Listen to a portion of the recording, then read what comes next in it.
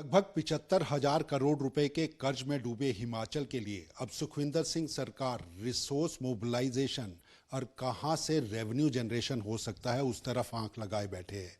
आज कैबिनेट की बैठक में इसी का एक सीधा सा रास्ता निकलता सुखविंदर सिंह सरकार का दिखाई दिया। कैबिनेट ने महत्वपूर्ण फैसले लिए हैं जिसमें शराब के ठेके अब नीलाम किए जाएंगे, वाटर पर सेस लगाया जाएगा।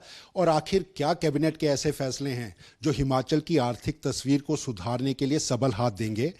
उद्योग मंत्री हर्षवर्धन चौहान हमारे साथ हैं। कैबिनेट ब्रीफ इन्होंने किया है। हर्षवर्धन जी, पहले तो बहुत बहुत स्वागत सूर्य समय। Thank you. आज कैबिनेट के महत्वपूर्ण फैसले सरकार की आर्थिक स्थिति को संभालने के लिए, आखिर क्या फैसले हैं? नहीं, आज की कैबिनेट में जो है मुख्यमंत्री सुखविंदर सिंह सुक्खू की अध्यक्षता में कैबिनेट मीटिंग हुई है और जिसमें सबसे इम्पोर्टेंट और महत्वपूर्ण फैसला हमारा जो शराब के ठेके हैं जिनकी रिन्यूअल पिछले 5 सालों से हो रही थी, उसको कैबिनेट ने फैसला किया कि वो ठेकों की नीलामी की जाएगी।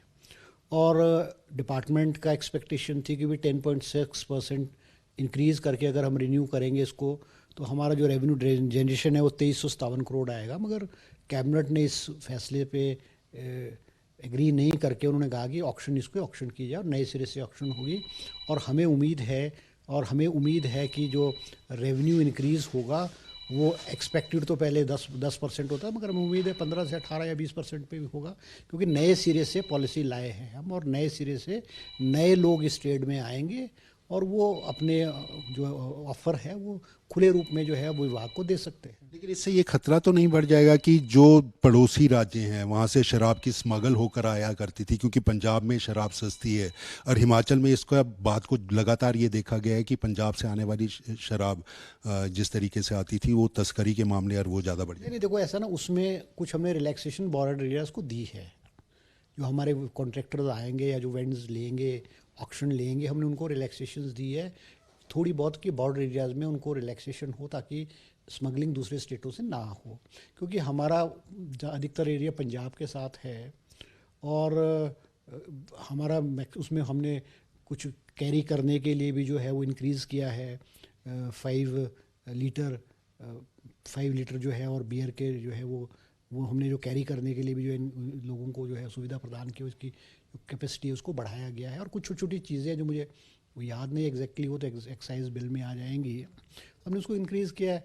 उसके अलावा हमने जो है जनरेशन टैक्स जो है वो हमारे 172 हाइड्रो प्रोजेक्ट्स है जिनकी कैपेसिटी कोई 10,991 मेगावाट है, और हमने उस पर टैक्स लगाया। हमने जो लगाया है HP water cess on hydro power generation bill 2023 उसको किया है, और उसमें जो है कमीशन बनेगा और कमीशन के चेयरमैन मेंबर्स होंगे, और वो उसमें जो सेस की डिस्प्यूट्स हैं, सेस का कलेक्शन है, वो सारे के सारा मॉडलिटीज़ वो करेंगे। आखिर ये कौन से पानी पर टैक्स लगेगा? जनता को एक भ्रम इससे पैदा हो रहा है कहीं उनके पीने के पानी का दाम जो है वो ना बढ़ जाए।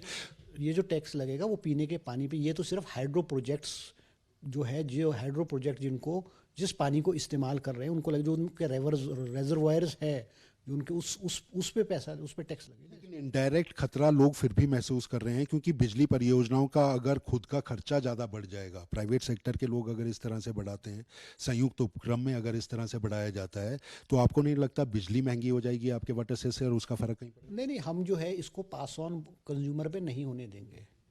ये तो बेयर जो हाइडल प्रोजेक्ट्स वाले हैं, पावर प्रोजेक्ट्स वाले हैं, और वो उसमें से BBMB भी है, गवर्नमेंट ऑफ इंडिया के बहुत सारे प्रोजेक्ट्स हैं, NJP सतलुज जल विद्युत परियोजना वाला प्रोजेक्ट है, बहुत सारे प्रोजेक्ट है। ये तो गवर्नमेंट जो सेंट्रल गवर्नमेंट है या प्राइवेट प्रोजेक्ट्स वाले उनके ऊपर जाएगी।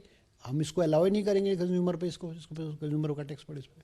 दूसरे और राज्यों ने भी लगाया, क्या उसके मसौदों को देखकर ये इस तरफ कदम बढ़ाएं या अपना? नहीं, डिपार्टमेंट्स ने इसको, तो उत्तराखंड ने लगाया है, JNK ने लगाया है इसको, और हमने जो है उनके डिपार्टमेंट ने वो मॉडलिटीज़ और उनके जो लीगल एंगल्स और हर चीज़ देख करके इसका बिल बनाया है, जिसको कि आने वाले विधानसभा सेशन में इंट्रोड्यूस किया जाएगा। कितने रेवेन्यू जनरेशन की उम्मीद सरकार से? एग्जैक्टली मुझे नहीं पता, पर मुझे लगता है it is in crore, it is more than 1,000 crore.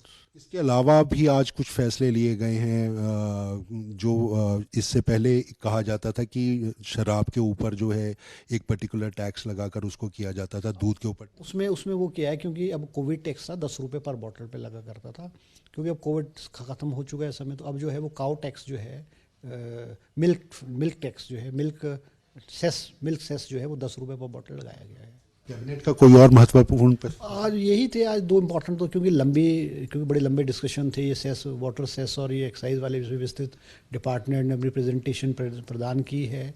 इसके अलावा एक वो 6th फाइनेंस कमीशन जो है, 6th फाइनेंस कमीशन जो पंचायती राज सिस्टम के लिए है, वो उसकी रिपोर्ट कैबिनेट में की है, उसमें भी उसको एक्सेप्ट किया है कैबिनेट ने, और it will be laid in the coming Vidhan Sabha session. उसका क्या मसौदा, उससे क्या फ़र्क आपको लगता है पड़ने वाला? नहीं, वो तो एक मैंडेटरी चीज़ है, कॉन्स्टिट्यूशन में है कि फाइनेंस कमीशन बनता है और रिकमेंडेशन करेंगी। सैलरीज़ है जो पंचायती राज इंस्टीट्यूशन है या लोकल बॉडीज़ है, एमसी है, एमसी है, म्यूनसिपल कॉर्पोरेशन, एमसी, वो अपने रेवेन्यू को कैसे जनरेट करेंगे, कैसे खर्च करेंगे, कैसे सैलरीज होगी उनकी, क्या क्या वो इंफ्रास्ट्रक्चर बिल्ड करेंगे, क्या क्या काम करेंगे, और स्टेट गवर्नमेंट उनको कितना कैसे कैसे पैसा देगी, वो सारा डिटेल्ड उसमें वो एक अपनी रिपोर्ट सबमिट करते हैं वो गवर्नमेंट को। सूर्य समाचार को समय देने के लिए धन्यवाद। Thank you. ये थे हमारे साथ उद्योग मंत्री जिन्होंने कैबिनेट को ब्रीफ किया। लेकिन सुखविंदर सिंह सरकार 14 मार्च से होने वाले बजट सत्र में, जिसमें 17 को मुख्यमंत्री खुद अपना बजट देंगे, अब रास्ता तलाशा जा रहा है आखिर राज्य अपनी आय कैसे बढ़ाती है। और उसी को लेकर आज कैबिनेट के कई महत्वपूर्ण फैसले आए हैं, जिसमें अब शराब की ठेकों की नीलामी की जाएगी, और सबसे बड़ी बात ये वाटर सेस के लिए एक मसौदा तैयार कर दिया गया है, जो कैबिनेट के अंदर एक बिल के रूप में पास होने के बाद हिमाचल की नदियों में बहने वाले पानी के ऊपर भी वाटर सेस लगाया जाएगा। कैमरामैन सुभाष के साथ अरुण उनियाल, सूर्य समाचार, शिमला।